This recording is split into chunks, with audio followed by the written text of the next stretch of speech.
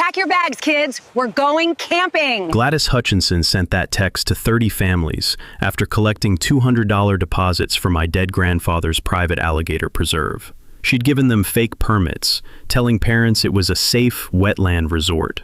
When I arrived to place flowers on Grandpa's grave, kids were building sandcastles over active gator nests on my property. You need to leave, I told the families. This is private land with dangerous wildlife. Gladys rolled up in her white Lexus, clipboard ready. No, you need to leave. She handed me a restraining order for my own land. The families called Sheriff Rick like she'd coached them. 5 minutes later, I'm in handcuffs for trespassing on property I inherited 3 days ago. This is my business now, she smirked, collecting more fees while standing on my grandfather's grave. She was about to pay the ultimate price for messing with the wrong gators. What would you do? Drop your state below. I should have known something was wrong when I found a welcome mat on my grandfather's grave. Not just any welcome mat, one of those cutesy, camp-happy trails, things you buy at Walmart. Sitting right on the freshly turned dirt where we'd buried Vietnam veteran Earl Morrison 3 weeks ago. His 40-acre wetland preserve, which he'd spent 30 years protecting, was now crawling with families who'd obviously been invited. Welcome to Cypress Springs Resort. A mom in a Florida Fun t-shirt waved at me like I was the entertainment. Her kids were literally building sandcastles on active alligator nesting mounds, while Dad grilled burgers 50 feet from a territorial bull gator's hunting ground. The morning mist was still rising from the springs, mixing with diesel exhaust from their generator. I walked past the official danger alligator habitat, breeding season, signs that Fish and Wildlife had posted everywhere. These families weren't just ignoring them, they were using them as photo props.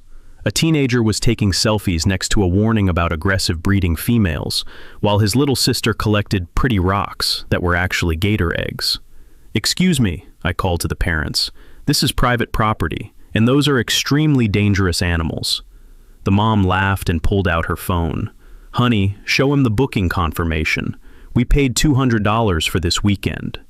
The email was from gladys.hutchinson@palmettohoa.com with detailed camping instructions and a map deliberately routing families around the most obvious danger markers. The lady said these signs are just legal requirements, insurance stuff. Her husband was setting up a slip and slide that ended directly in the springs, where I could see territorial claw marks on cypress trees and fresh slide paths leading into the water. The sweet smell of pancake batter mixing with the musky scent of territorial marking that Earl had taught me to recognize as a kid. "You really need to move your family," I said, pointing to the disturbed vegetation where something large had been nesting. "This is active alligator breeding territory." That's when Gladys Hutchinson's white Lexus came rolling through the gate like she owned the place. License plate reading, "Blessed," clipboard clutched against her chest, HOA polo shirt perfectly pressed. She stepped out and surveyed her kingdom with the satisfaction of a discount store manager who discovered she could boss people around for a living. "There he is!" Her voice cut through the chaos like nails on a chalkboard. She'd brought Deputy Rick and a stack of legal papers.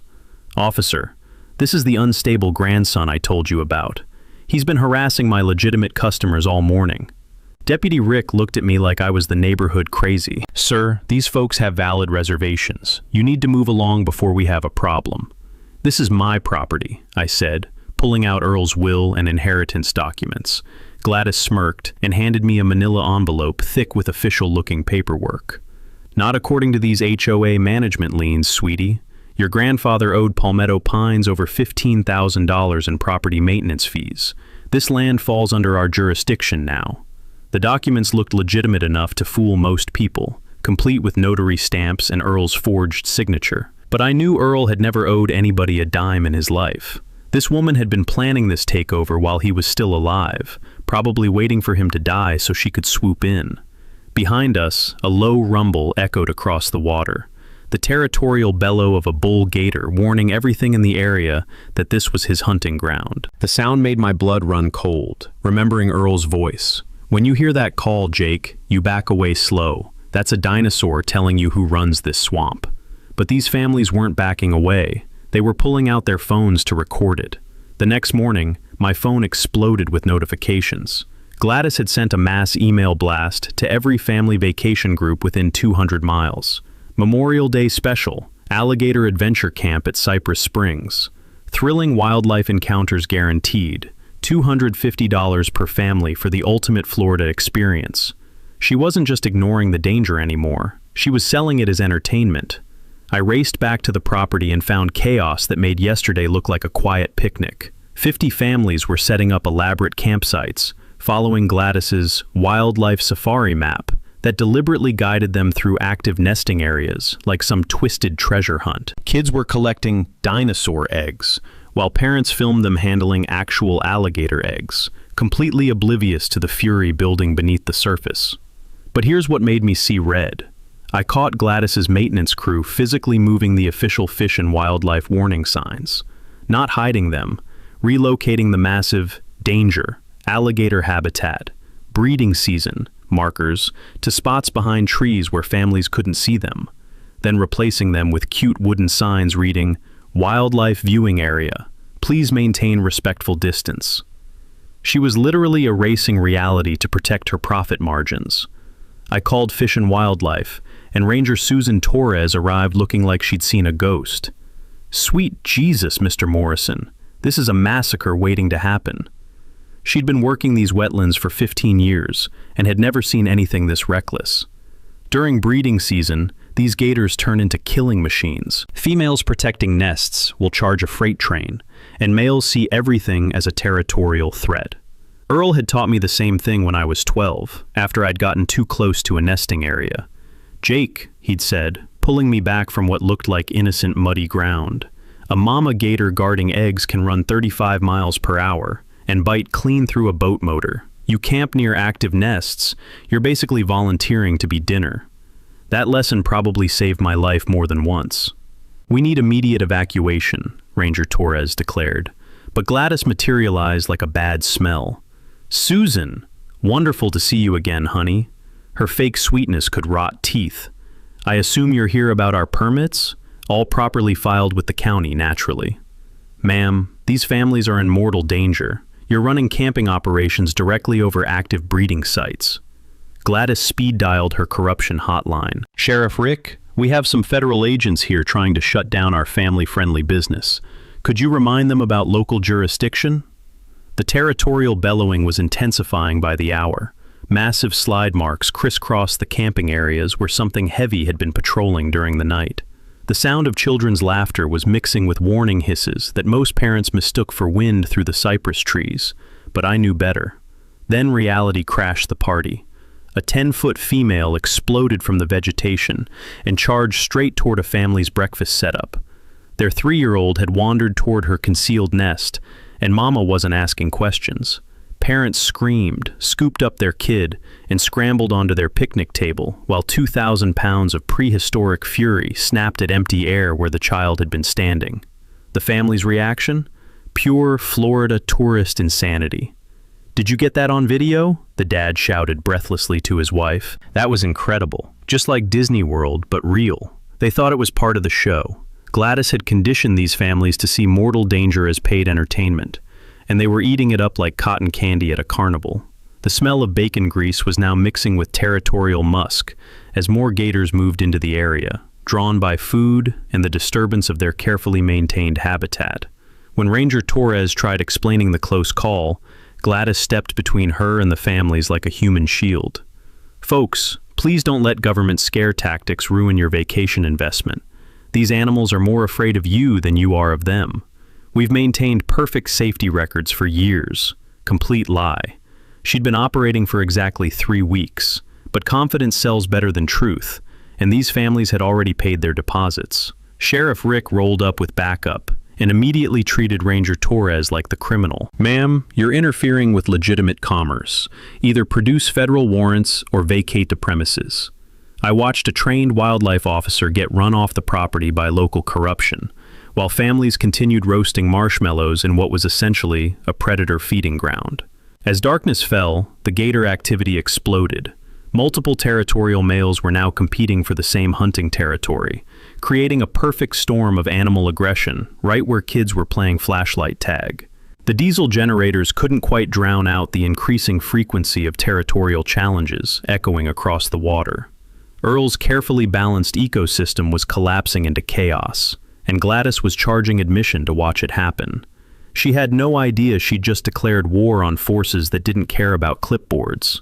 By Thursday, Gladys had completely lost her mind. She launched Gator Safari VIP experience at $150 per family, where tourists could hand-feed territorial alligators like they were visiting a petting zoo.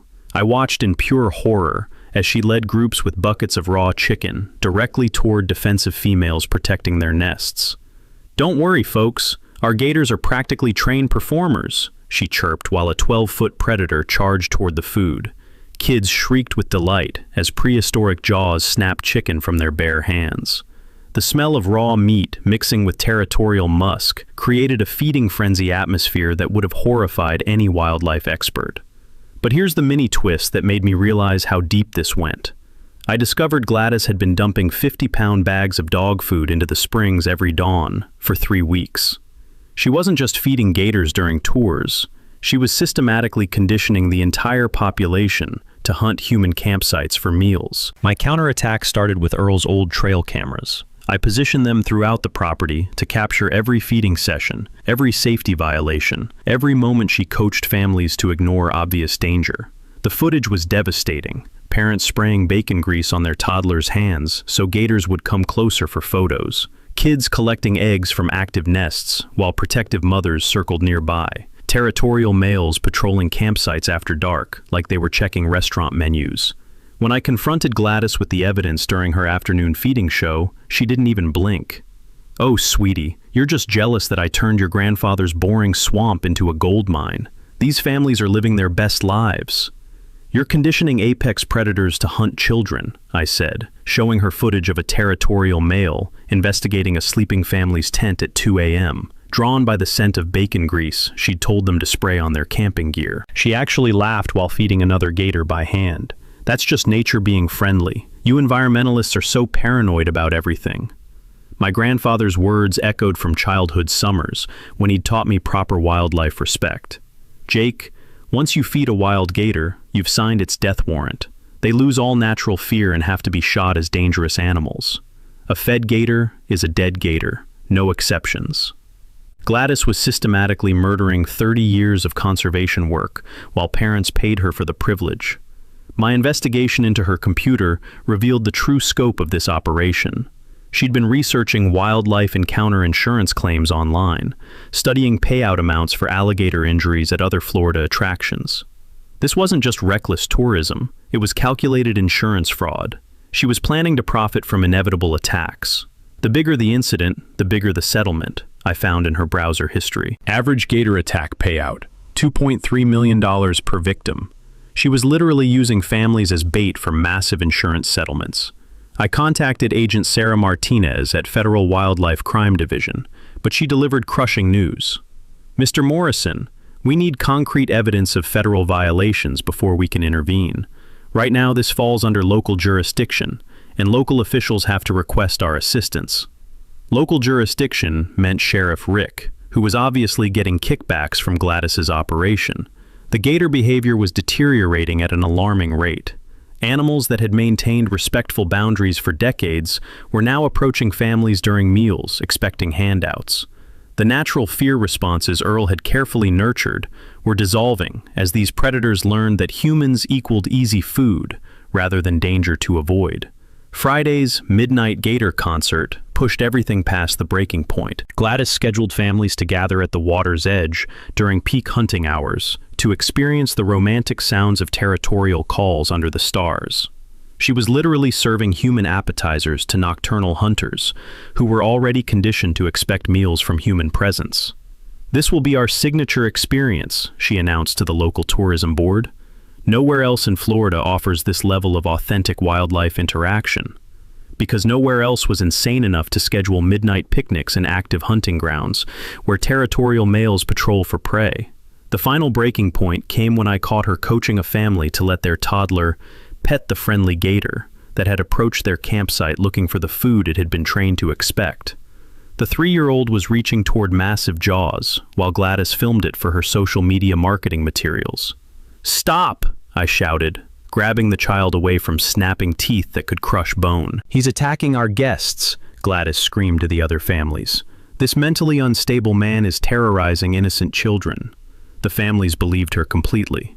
They saw me as the threat, not the apex predator that had been systematically hunting their campsite all week, drawn by the feeding schedule Gladys had established. Sheriff Rick arrived within minutes and actually arrested me for assault and battery on the child I just saved from being eaten. As they handcuffed me, Gladys smiled that special Karen smile and collected another round of camping fees from families who had no idea they'd just become willing participants in a feeding experiment.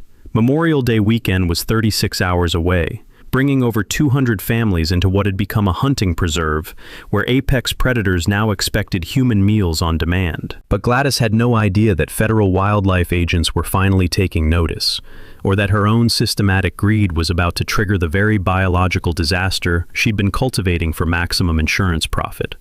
The gators she'd been training were about to give her exactly what she'd been asking for. Saturday brought pure insanity. Gladys launched Kids Gator Camp, an overnight program where children ages 6 to 12 would sleep in tents positioned directly over active alligator nests. She was charging desperate parents $300 per child to get rid of their kids for the weekend, marketing it as the ultimate Florida adventure that builds character and confidence. I watched in horror as 23 children set up their tents following Gladys's treasure map that guided them straight through territorial boundaries where massive bull gators had been patrolling all week. These kids thought they were on some amazing camping adventure while actually being positioned as midnight snacks in a feeding ground. But here's the mini twist that made my blood freeze. I caught Gladys coaching the children to save their dinner leftovers for the morning wildlife show. She was teaching kids to store food scraps in their tents overnight, creating scent trails that would draw hungry predators directly to sleeping children. "Remember, campers, the gators love bologna and hot dogs," she announced cheerfully, while helping 8-year-olds stuff meat into their backpacks. "Keep it right by your sleeping bag so you'll have treats ready for our breakfast wildlife encounter." My counterattack was desperate and immediate. I called every parent whose child was in that camp, but Gladys had prepared for this. She'd already contacted them with a story about my mental breakdown and terroristic threats against innocent children. "Mr. Johnson, I'm so sorry to bother you, but the disturbed grandson has been making threats about harming the campers," she'd told them. "The sheriff has issued protective orders, but I wanted you to know we're taking every precaution to keep your children safe from this dangerous individual." When I tried explaining about the feeding program and showed them footage of gators investigating tents, the parents hung up on me. Some even called Sheriff Rick to report my harassment calls. I was being painted as the threat, while their children were literally sleeping in a predator's hunting ground. The territorial behavior had reached a breaking point. Multiple breeding females were now abandoning their natural defensive positions to investigate the constant food smells around camping areas.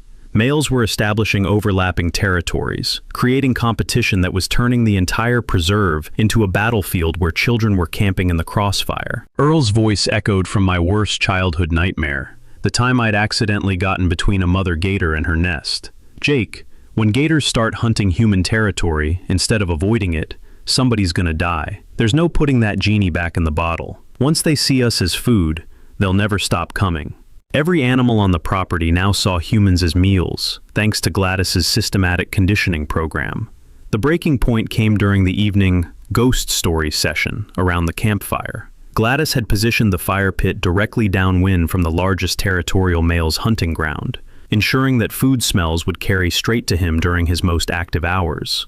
As the kids roasted marshmallows and told scary stories, I watched through my telephoto lens as something massive moved through the water toward shore. The thermal signature on my camera showed a 14-foot bull gator approaching the exact spot where 23 children were sitting in a circle, completely unaware of the prehistoric predator sizing them up for dinner. "What was that splash?" little Emma Wilson asked, pointing toward the water. "Oh, that's just our friendly neighborhood gators coming to say goodnight," Gladys chirped, while 2,000 pounds of apex predator emerged from the springs just 30 feet away, drawn by the scent of hot dogs and bologna the kids had been storing in their tents all day. The massive male didn't retreat when human voices got louder. He moved closer. This wasn't natural gator behavior. This was a conditioned hunting response from an animal that had learned to associate children's voices with feeding time. "Everyone say hello to Big George," Gladys announced as if introducing a family pet, while the most dangerous predator in North America stalked a group of elementary school children who thought they were at summer camp. When I tried calling 911, Sheriff Rick himself answered, "Son, if you don't stop harassing this legitimate business, you're going to jail for domestic terrorism. These families are trying to enjoy their vacation." I was completely cut off from help while watching children being systematically positioned as prey in an elaborate feeding experiment disguised as summer camp. The kids were now playing flashlight tag around their tents, their laughter and movement triggering hunting instincts in animals that had been trained to see human activity as dinner announcements. The bologna and hot dog scents wafting from their sleeping bags were creating a perfect storm of predatory attraction. Memorial Day weekend was 12 hours away, bringing 200+ additional families into what Gladys had engineered as the deadliest tourist trap in American history. But she had no idea that her feeding program had created something far beyond her control. Apex predators that no longer saw any difference between wildlife shows and hunting opportunities. The children she'd been using as bait were about to teach her that some forces of nature don't care about business plans. Sunday morning changed everything when I broke into Earl's old workshop and found what he'd been hiding from Gladys all along. Behind a false panel were dozens of research journals documenting 30 years of alligator behavior on the property. But it wasn't just scientific observation. It was a complete tactical guide to using the gator's natural instincts as a defense system against human threats. Territorial response patterns during breeding season, read one section. Optimal positioning for defensive encounters. Scent trails that trigger protective aggression. Sound frequencies that activate territorial challenges. Earl hadn't just been studying these animals, he'd been learning how to weaponize them. The game-changing discovery was his emergency protocol, a detailed plan for using the gator's conditioned behaviors to clear the property of dangerous intruders during peak breeding season. Earl had figured out exactly how to trigger mass territorial responses that would send any human threat running for their lives. But here's what made my blood pump with possibility. Gladys's feeding program had accidentally created the perfect conditions for Earl's emergency protocol. By conditioning the gators to associate human activity with food rewards, she'd made them far more aggressive and responsive to territorial triggers than Earl had ever achieved naturally. The hidden cameras revealed the truth about Earl's final weeks. He'd discovered Gladys's plan and had been preparing to activate his defense protocol when he died. All the equipment was there. Sound amplifiers tuned to territorial frequencies, scent dispensers loaded with territorial marking compounds, motion sensors positioned throughout the property. Earl's final journal entry was a revelation. If Gladys tries to steal the land, everything is ready. The gators will clear every human off the property within an hour. 30 years of behavioral conditioning, activated by the push of a button. She thinks she controls them with food, but I programmed their territorial instincts long before she arrived. The federal wildlife protection documents I found changed everything. The property wasn't just inheritance, it was officially designated critical habitat under federal protection. Any commercial activity was a felony, carrying automatic forfeiture of all assets. Gladys had been unknowingly committing federal crimes that would trigger complete seizure of her entire HOA operation. Agent Martinez's contact information was attached to a note. "Jake, she killed me before I could activate the protocol. The button is under the kitchen sink. One push triggers territorial defense mode across the entire preserve. Use it only if families are in immediate danger from her operation. The gators will handle the rest. Earl." I finally understood Earl's real plan. He'd spent 3 decades turning the property into an impenetrable fortress that only family could safely navigate. The gators weren't just wildlife he was protecting. They were guardians he'd trained to defend the land itself. The power shift was complete. I wasn't defending inherited property anymore. I was the custodian of Earl's ultimate revenge system, perfectly designed to use nature itself against anyone who threatened the sanctuary. Gladys thought she'd been training the gators to be tourist attractions. She had no idea Earl had been programming them to be territorial weapons that would activate the moment someone pushed a button. Memorial Day weekend was 4 hours away, bringing 200+ families into what Earl had designed as the most sophisticated wildlife defense system in North America. Gladys had been feeding the guardians, making them stronger and more responsive than Earl had ever imagined possible. The woman who thought she could steal a conservationist's life work was about to discover that some legacies fight back with prehistoric fury. But first, I had to decide whether to save the innocent families from Earl's territorial army, or let nature take the course my grandfather had spent 30 years preparing. The button under the kitchen sink would answer that question for everyone. Standing in Earl's workshop with that emergency button under my fingertips, I realized I couldn't just nuke the whole festival. Those families didn't deserve to pay for Gladys's crimes. They were victims too, lured into danger by a psychopath with a clipboard. I needed a plan that would expose Gladys while keeping innocent people safe. Agent Martinez arrived Sunday afternoon with a small federal team, but she delivered sobering news. Jake, we can't just shut this down without concrete evidence of federal crimes committed in front of witnesses. Right now, it's still technically a local jurisdiction issue. That's when I understood Earl's real genius. He hadn't built a weapon, he'd created a teaching tool. His journals revealed decades of research into educational wildlife encounters, controlled demonstrations that would scare people into respecting gator territory without anyone getting hurt. Territorial display triggers, I read from his notes. Sound frequencies that activate warning behaviors without aggressive charges. Scent markers that encourage boundary establishment rather than hunting responses. The goal is education through controlled fear. Show them what they're risking without risking their lives.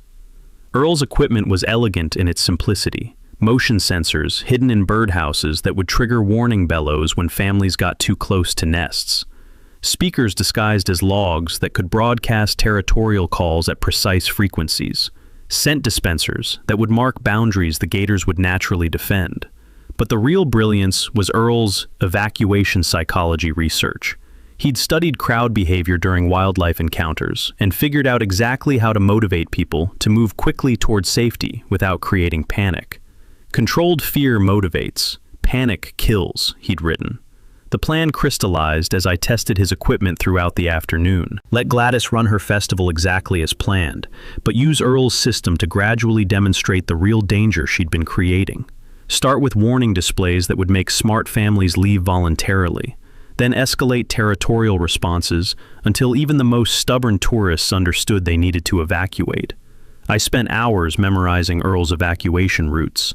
Trails disguised as nature walks that led families away from dangerous areas, safe zones positioned beyond territorial boundaries where people could regroup and understand what had almost happened to them. The community angle came together when I contacted the families who'd pulled their kids from Gladys's overnight camp. Turns out several parents were having serious second thoughts about the whole operation after seeing some of my footage. "Mr. Morrison," called Jennifer Walsh, whose 8-year-old had almost been in the camp. "Some of us have been talking. We want to help document what's really happening here for the other family's safety." By evening, I had 12 parent volunteers positioned throughout the festival as concerned observers with cameras, plus 2 local EMTs who'd volunteered to work the event after hearing about the risks. Even Father Miguel from the community church offered to help coordinate family evacuations if things went bad. The beauty of using Earl's system was that it would work with Gladys's feeding program, not against it. She'd conditioned the gators to respond aggressively to human activity. Now, those same conditioned responses would demonstrate exactly how dangerous her operation had become. I practiced with Earl's master controls until I could trigger specific territorial behaviors on command. A low rumble to get attention, warning bellows to motivate movement, escalating territorial displays that would clear areas progressively without causing injuries.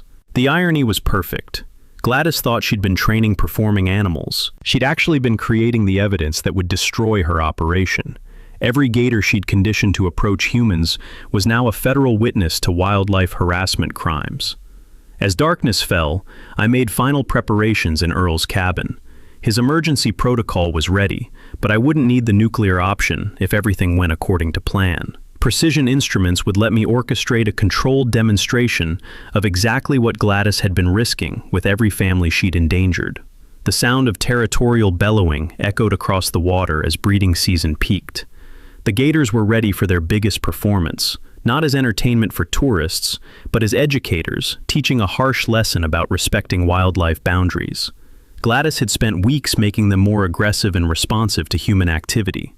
Tomorrow, those same conditioned responses would provide all the evidence federal agents needed while protecting the families she'd been using as bait. Memorial Day weekend was 8 hours away.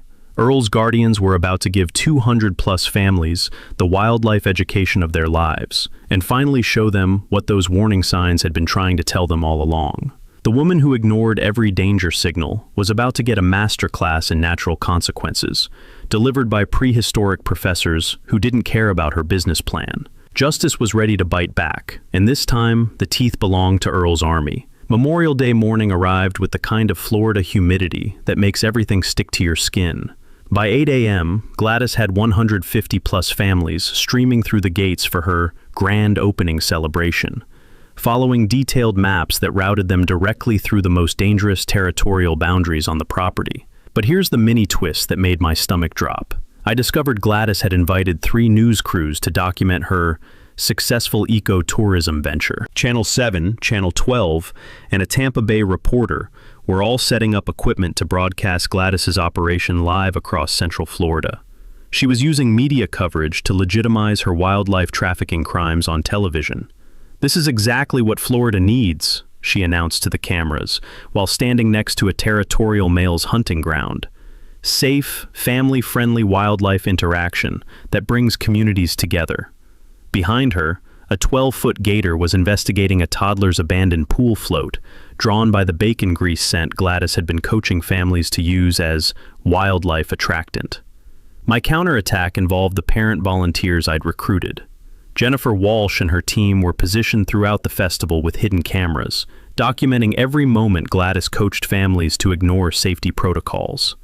"Get the kids closer for better photos," Gladys told parents while their children unknowingly approached territorial boundaries that would trigger defensive charges. Agent Martinez's team was recording everything from the crowd, but they needed Gladys to commit federal crimes on camera before they could intervene. "She's walking the line perfectly," Martinez whispered through my earpiece, "encouraging dangerous behavior without explicitly violating federal wildlife statutes. We need more direct evidence." The gator behavior was reaching critical mass. Animals that had been systematically conditioned to expect feeding during human activities were now frustrated by the delay in their scheduled meals. Territorial males were patrolling camping areas in broad daylight, while protective females were positioning themselves closer to nests as human activity intensified around their boundaries. The breaking point came when Gladys announced the special VIP feeding experience at 10 a.m. She led a group of 30 families, including multiple toddlers, directly to the water's edge with buckets of raw chicken. "Today we're going to hand feed our friendly neighborhood gators," she declared while news cameras rolled. That's when I activated the first phase of Earl's system. A low-frequency territorial rumble echoed across the property. Not enough to trigger aggressive charges, but sufficient to activate the warning displays that any smart person would recognize as danger signals. Multiple breeding females responded by surfacing simultaneously, their eyes and nostrils creating prehistoric patterns across the water's surface. The territorial males began their warning bellows, that deep rumbling sound that makes your bones vibrate with primordial fear. But instead of backing away, families pulled out their phones to record it. "This is incredible," parents shouted, while their children moved closer to water where apex predators were establishing territorial dominance displays. "See, folks," Gladys announced to the news cameras, "completely safe and controlled. Our gators are just saying hello." A 14-foot bull gator surfaced 20 feet from the feeding area, his massive head moving with the calculated precision of a predator evaluating prey. The territorial scent marking was so strong that even humans could smell it. That musky, prehistoric odor that means you're in something's hunting territory. When I tried to warn families through my parent volunteer network, Gladys intercepted our communications. She'd been monitoring radio frequencies and immediately called Sheriff Rick about coordinated harassment of legitimate business operations by domestic terrorists. "Rick, honey, they're trying to sabotage our grand opening with fake emergency calls," she told him, while a protective female positioned herself between the crowd and her nest. Classic defensive behavior that precedes aggressive charges. Sheriff Rick arrived with backup and actually started arresting my volunteer parents for disrupting lawful commerce. I watched through my scope as Jennifer Walsh was handcuffed for trying to warn a family that their toddler was building sandcastles directly over fresh gator eggs. The news crews were capturing everything, but they were filming it as heartwarming community celebration rather than the disaster I knew was building. What a wonderful example of Florida families enjoying safe wildlife education, the Channel 7 reporter announced, while standing 50 feet from a territorial male who was clearly evaluating the crowd as potential threats to his hunting ground. By noon, Gladys had positioned over 200 people in maximum danger zones, while news cameras documented her successful business model for statewide broadcast. She turned her federal crime spree into a public relations victory, using live television to prove that her operation was safe and professionally managed. The territorial activity was intensifying beyond anything I'd seen in Earl's research. Multiple breeding pairs were now establishing overlapping defensive perimeters around human activities, creating territorial conflicts that would inevitably explode into violence between animals, with families caught in the middle. I realized that Gladys had engineered the perfect storm. Live news coverage would prevent any dramatic intervention, while her systematic conditioning program guaranteed that territorial conflicts would escalate throughout the afternoon, as gator frustration built over delayed feeding schedules. Memorial Day afternoon was approaching peak danger, with 200-plus families positioned as unwitting participants in territorial warfare between apex predators. And Gladys was collecting admission fees while 3 news stations broadcast her success story across Florida. Earl's emergency system was ready, but using it now would create a televised wildlife disaster that would destroy his conservation legacy forever. I had to find another way to expose Gladys's crimes without turning his sanctuary into a media circus of human versus predator violence. The gators were ready to teach their harshest lesson. I just had to figure out how to protect the students while exposing the teacher who'd been setting them up for failure all along. By 2 p.m., Gladys had completely lost her grip on reality. She announced Ultimate Gator Challenge, a contest where families would compete to get the closest wildlife photos for cash prizes. First place, $500 for most authentic alligator interaction. She was literally incentivizing people to risk their lives for pocket change while news cameras rolled. "Show America what real Florida adventure looks like," she declared to Channel 7's live audience, while positioning families in a semicircle around the spring's edge. Behind them, territorial males were responding to the crowd noise with increasingly aggressive displays, tail slapping, warning bellows, and territorial positioning that any wildlife expert would recognize as pre-attack behavior. But here's the mini twist that nearly stopped my heart. I caught Gladys secretly dumping industrial buckets of fish blood into the water, upwind from the crowd.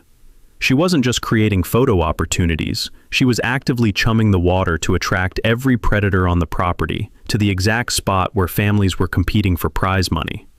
My counterattack required desperate measures. Using Earl's emergency communication system, I contacted every federal wildlife agency simultaneously: Fish and Wildlife Service, EPA, FBI Wildlife Crime Unit, and Florida Fish and Wildlife Conservation Commission. "Federal crime in progress with live television documentation," I reported. Over 200 civilians in immediate danger from systematically conditioned apex predators. Agent Martinez's voice crackled through my earpiece. "Jake, federal units are en route, but we're still 20 minutes out. Can you hold the situation?" The situation was already beyond holding. Fish blood was now creating scent trails that were drawing gators from territories across the entire preserve. My thermal scope showed heat signatures moving through the water from multiple directions.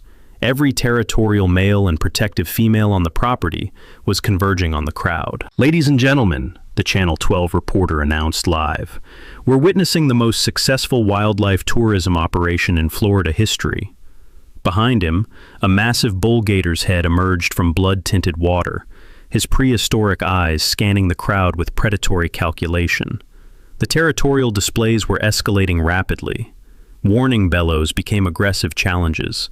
Tail slapping intensified into territorial threat displays. The musky scent of multiple animals marking boundaries was now so strong that families were finally starting to notice something was wrong. "Daddy, why does it smell so bad?" a little girl asked while standing 10 feet from a protective female who was positioning herself between the crowd and her nest. Classic pre-charge defensive behavior.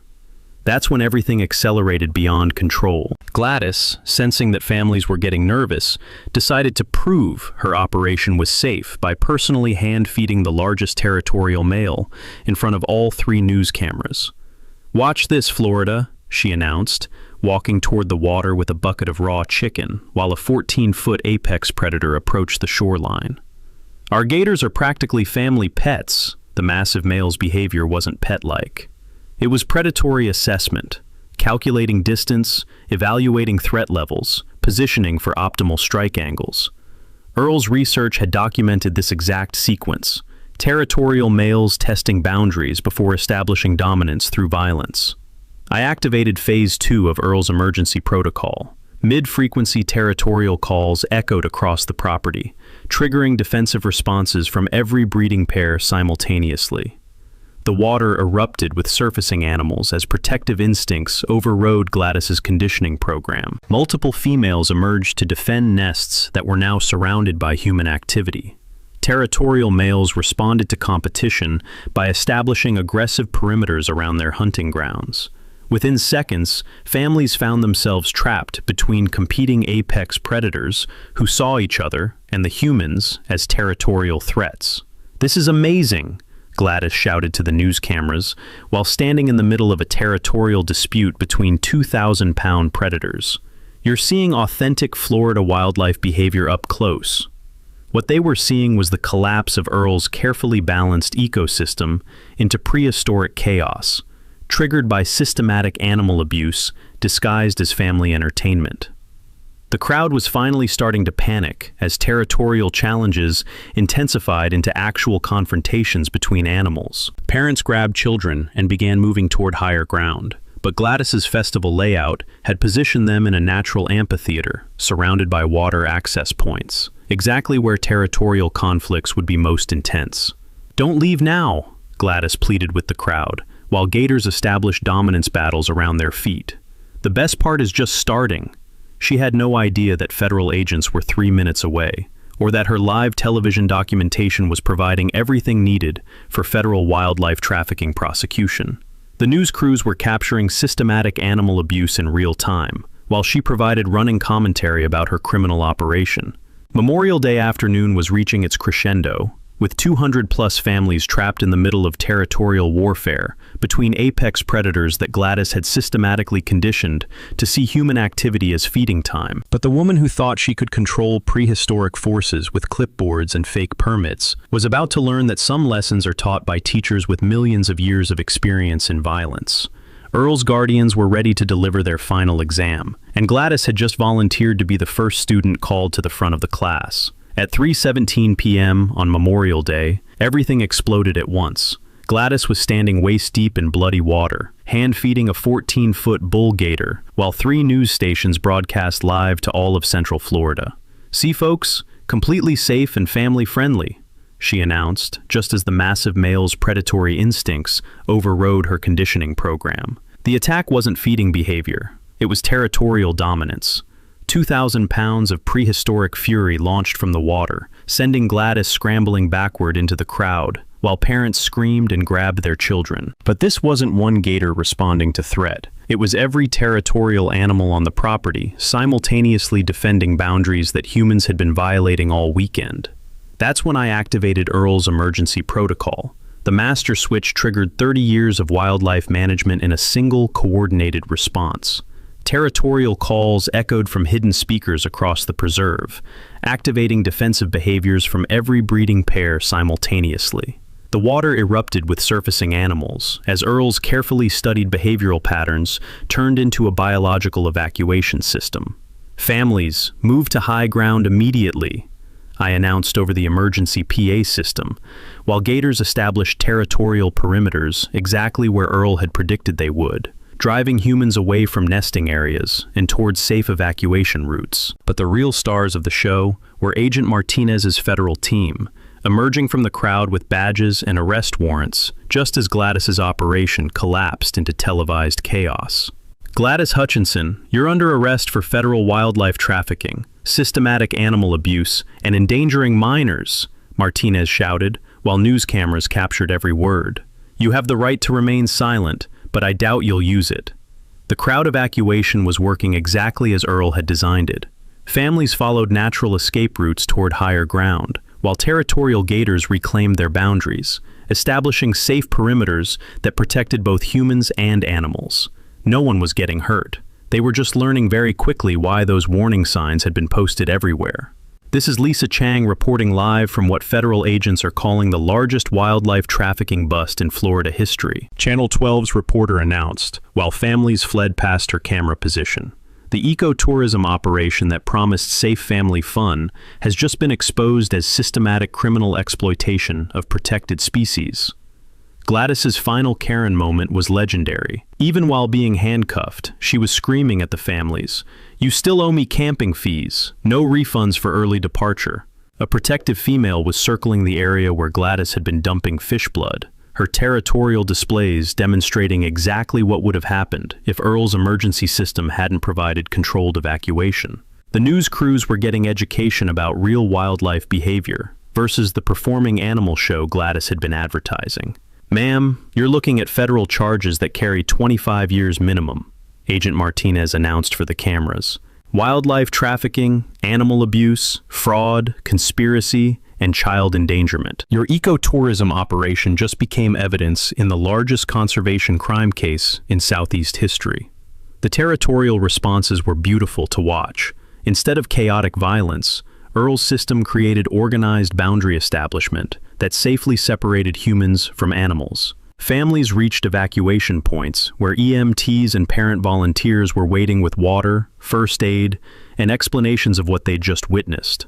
"Your grandfather was a genius," Martinez told me as we watched the coordinated response unfold. "He turned 30 years of behavioral research into the most sophisticated crowd control system I've ever seen.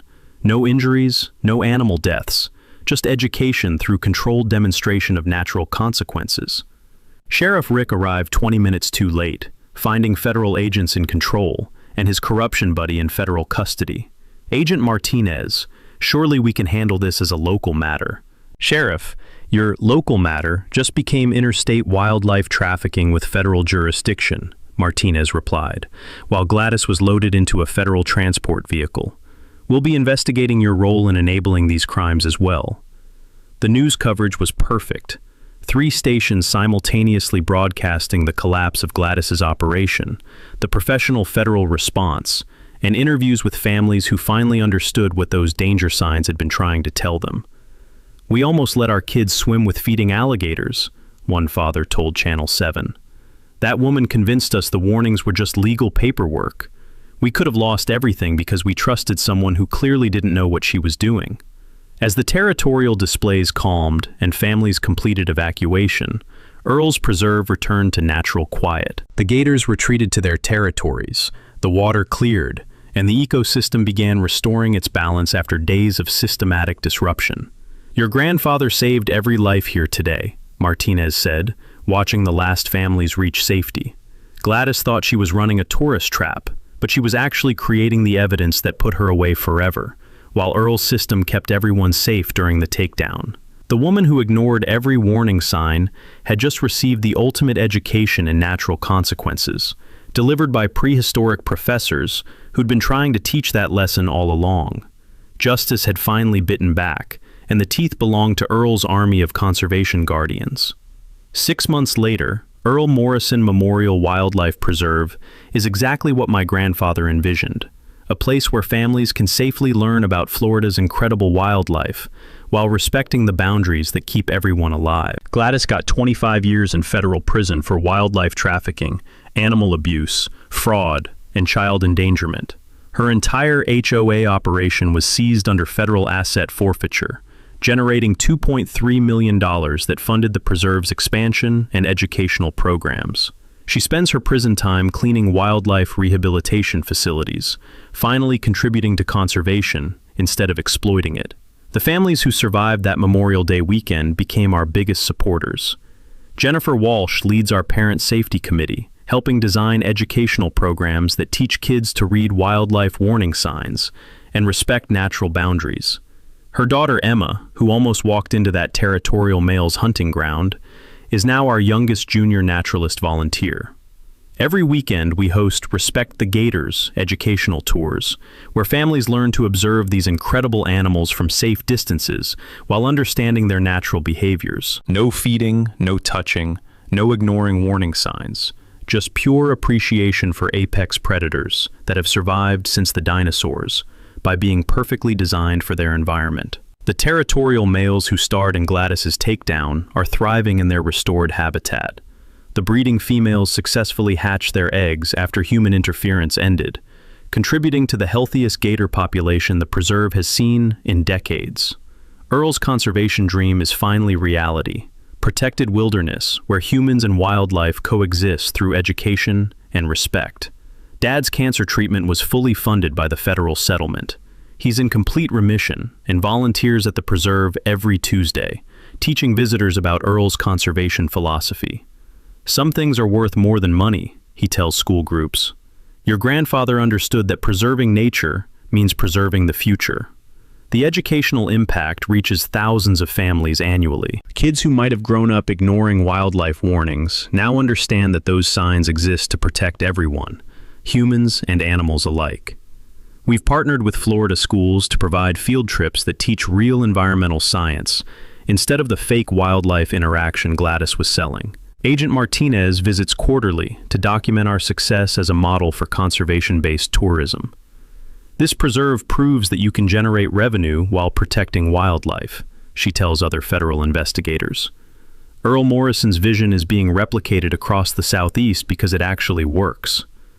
The most rewarding part is watching families have authentic wildlife encounters. Kids gasping with wonder when a great blue heron fishing in the shallows. Parents understanding why alligators deserve respect and protection. Grandparents sharing stories about Florida before development destroyed most natural habitats. Earl's emergency system remains operational, but unused, a reminder that wildlife will defend itself when humans cross natural boundaries. But education usually prevents those confrontations from being necessary. The warning signs are clear, the boundaries are respected, and everyone goes home safely with incredible memories and deeper environmental awareness. Local businesses thrive on responsible ecotourism that brings families back year after year. The bait shop now sells wildlife identification guides instead of gator treats. The diner features educational placemats about respecting natural habitats. Even the hardware store displays camping gear designed for minimal environmental impact.